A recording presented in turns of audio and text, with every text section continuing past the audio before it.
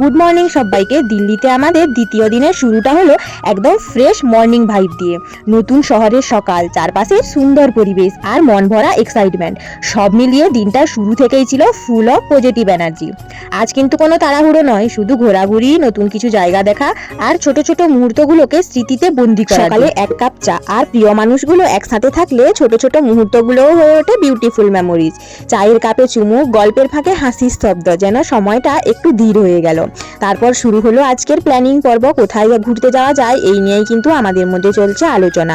এমন আড্ডাগুলোতেই আসলে ভ্রমণের আসল আনন্দটাই লুকিয়ে থাকে। তো চলুন দেখা যাক আজকের দিনটা আমাদের কোথায় নিয়ে যায়। সব প্ল্যানিং শেষ, এবার it's time to hit the road. সবাই রেডি, মুখে একরাশ হাসি আর মনে নতুন দিনের উত্তেজনা। গাড়িতে উঠেই শুরু হলো আজকের নতুন অধ্যায়। দিল্লির প্রশস্ত রাস্তা, দুপাশে ব্যস্ত শহর আর জানলার বাইরে ছুটে চলা দৃশ্যগুলো যেন এক একটা মুভি স্ক্রিনের মতো লাগছিল। গন্তব্য শুধু একটা জায়গা নয়, পথের প্রতিটা মুহূর্তেও একটা নতুন গল্প। আজকের প্রথম গন্তব্য ছিল দিল্লির জগন্নাথ মন্দির। মন্দিরে পৌঁছে প্রথমেই প্রসাদের টোকন নিয়ে নিলাম, কিন্তু একটা ছোট্ট আফসোস থেকেই গেল। রাস্তায় বেশ অনেকটা দেরি হওয়ার কারণে আমাদের পৌঁছানোর আগেই মন্দিরের দরজা বন্ধ হয়ে গিয়েছিল। তাই আজ আর জগন্নাথ দেবের দর্শন হলো না। তবে মন্দিরের চারপাশে শান্ত পরিবেশ আর ভক্তিময় আবহ মনটাকে অন্যরকম শান্তি দিয়ে গেল। আবারও কোনো একদিন ঠিকই দর্শন হবে। এবার চললাম প্রসাদের জায়গায়, কারণ ভক্তির সঙ্গে প্রসাদের স্বাদ তো এই যাত্রার একটা সুন্দর অংশ। দর্শন না হলেও আজকের ব্লেসিং ছিল এই প্রসাদ। পাতে পরিবেশন করা হলো গরম ভাত, সুগন্ধি ডাল, পাঁচমেশালি সবজি, নারকেলের সাথে ভরপুর এক অনন্য পদ। সঙ্গে ছিল টক মিষ্টি আমের চাটনি আর শেষ পাতে ছিল এক বাটি পায়েস। সত্যি বলতে ভাতের এই অপূর্ব ঘ্রাণ আর পায়েসের স্বাদ এখনো যেন মুখে লেগে আছে। তবে একটাই ছোট আফসোস, আমরা একটু দেরিতে আসার কারণে আরও একটা স্পেশাল সবজি আমাদের খাওয়া হলো না। তবু এই সাধারণ প্রসাদের মধ্যেই ছিল এক অসাধারণ তৃপ্তি। প্রসাদের তৃপ্তি নিয়ে আবার আমাদের শুরু হলো নতুন এক জার্নি। গাড়ি ছুটে চলেছে আর জানলার বাইরে একের পর এক বদলে যাওয়া দৃশ্য। দিল্লির প্রশস্ত রাস্তা, চারপাশে সুন্দর সাজানো সবুজ আর অবাক করা ক্লিন পরিবেশ, সব মিলিয়ে মনটা যেন এক অন্যরকম ভালো লাগায় ভরে উঠেছিল।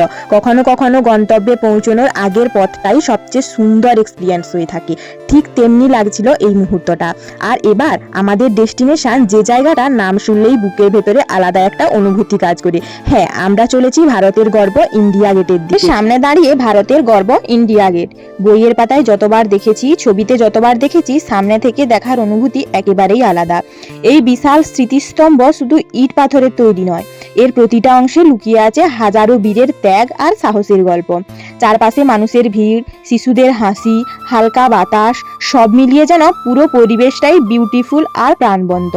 ইন্ডিয়া গেটের সামনে সত্যি মনে হচ্ছিল কিছু জায়গা শুধু দেখা নয়, অনুভব করতে হয়।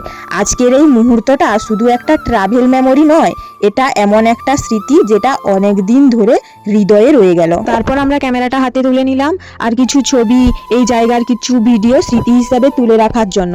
এই ভিডিওতে না ছিল কোনো পোজ, পুরোটাই ছিল কিন্তু একদম রিয়েল। সবচেয়ে মজার বিষয় এটা হলো, সেদিন আমরা কিন্তু কোনো পারফেক্ট ছবি খুঁজছিলাম না। পারফেক্ট মুহূর্তগুলো নিজেরাই ছবির মধ্যে ধরা পড়ছিল। হাসির শব্দ হয়তো ক্যামেরায় শোনা যায় না, কিন্তু প্রতিটি ছবির পেছনে সেগুলো আজীবন বেঁচে থাকে। ইন্ডিয়া গেটের স্মৃতিটুকু সঙ্গে নিয়েই এবার আমাদের ফিরতে হবে দিদির ফ্ল্যাটের দিকে। তবে দিনে এখনো শেষ হয়নি, আগামী দিনে ছিল বাড়ির পুজো। তাই ফেরার পথে ছোট্ট একটা স্টপ নিয়েছিলাম ফুল কেনার জন্য।